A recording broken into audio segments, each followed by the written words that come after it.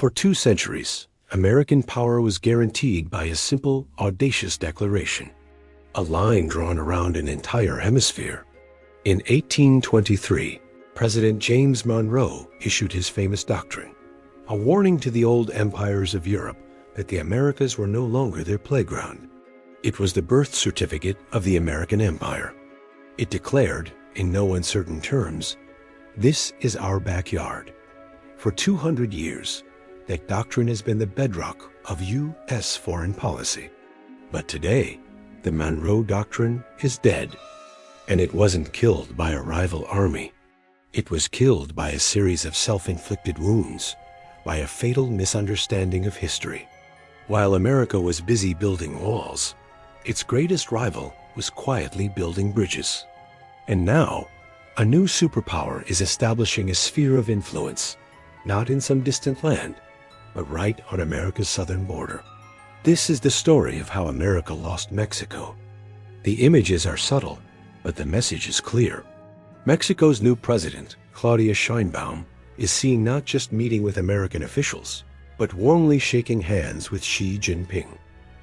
Chinese investment is pouring into Mexican ports. Chinese cars are flooding the Mexican market. To the casual observer, this is just trade. But to those who understand history, it is a seismic geopolitical shift. It is a slow-motion crisis, an economic coup happening in plain sight. And it follows a blueprint that has haunted the White House before. A blueprint for how an empire's own arrogance can invite its greatest enemy right to its doorstep. To understand what is happening in Mexico today, we must first travel back to the 1960s, to another island nation just off America's coast, Cuba. After Fidel Castro's revolution, Washington saw him as a problem to be managed, a minor nuisance in their backyard. In 1961, the CIA orchestrated the Bay of Pigs invasion, a disastrous attempt to overthrow his government. The invasion was a humiliating failure, but its consequences were far greater than a single military defeat. It was the ultimate act of blowback. By trying to violently assert its dominance, America pushed Castro completely out of its orbit and directly into the arms of its greatest rival, the Soviet Union. Moscow saw the opening America had created. They offered Cuba economic aid, military support, and a security guarantee. Castro, feeling threatened by his powerful neighbor, had no choice but to accept. And just 1 year later, the world was on the brink of nuclear annihilation. The Cuban Missile Crisis was the direct result of the Bay of Pigs. America's failed attempt to control its backyard had resulted in Soviet nuclear weapons being placed 90 miles from Florida. This is the ultimate lesson of the Monroe Doctrine. When you treat your neighbors with contempt, you do not secure your sphere of influence. You create a vacuum, and a rival power will always be there to fill it. Now, let's look at the relationship with Mexico. For decades, the dynamic was clear. Through agreements like NAFTA, Mexico was brought into America's economic orbit, but as a junior partner. It became a source of cheap labor and a captive market for American goods. The relationship was unequal, but it was stable. It kept Mexico firmly under the American security and economic umbrella. The Monroe Doctrine was holding. But then, the pattern began to repeat. The Trump administration's approach of tariffs and threats treated Mexico not as a partner, but as an economic adversary. A 17% tariff was slapped on Mexican tomatoes. The threat of a 100% tariff on all goods loomed. The USMCA was renegotiated under duress. This aggressive policy was meant to display strength, to reassert American dominance. But just like the Bay of Pigs, it had the opposite effect. It shattered decades of trust. It sent a clear message to Mexico's political and business elite. The United States is no longer a stable or predictable partner. Our economic survival depends on finding alternatives. And just like Moscow in the 1960s, a rival power was waiting in the wings, ready to offer a different deal. Enter China. Beijing's strategy is a masterclass in geopolitical patience. They do not send armies or threats. They come with checkbooks and blueprints.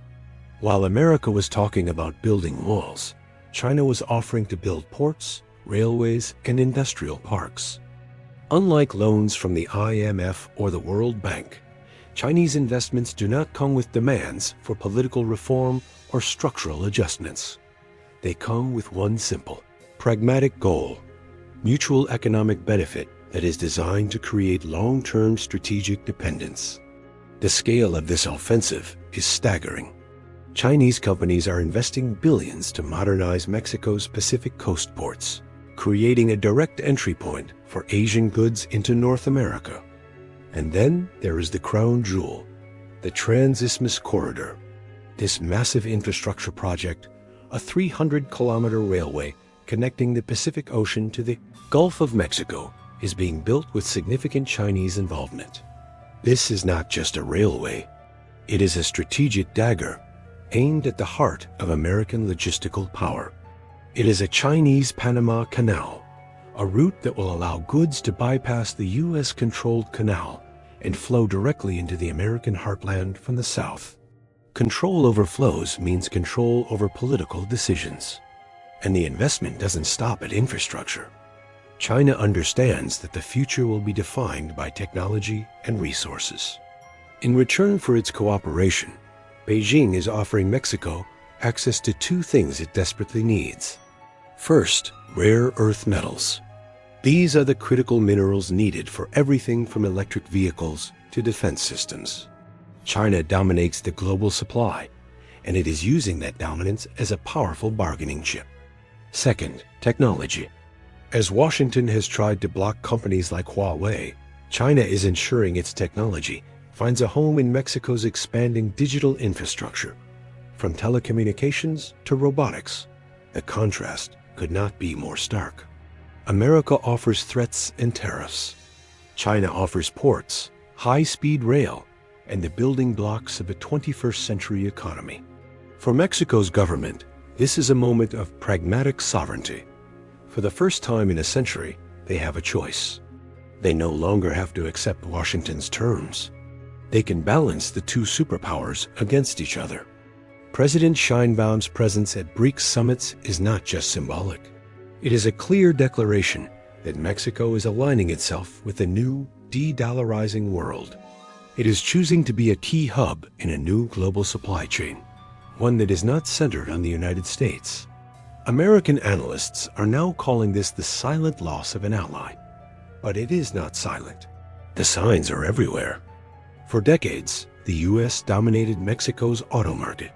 Today, Chinese car brands are the fastest-growing segment in the country, on track to capture a massive share of the market. The tariffs that were meant to protect American industry only served to open the door for Chinese competitors. This is the ghost of the Monroe Doctrine. It is the historical blueprint playing out in slow motion. Step 1. The dominant empire treats a neighboring nation with aggression and unpredictability, viewing it as a subordinate, not a partner. Step 2. This breaks the bond of trust and forces the smaller nation to seek security and economic opportunity elsewhere. Step 3.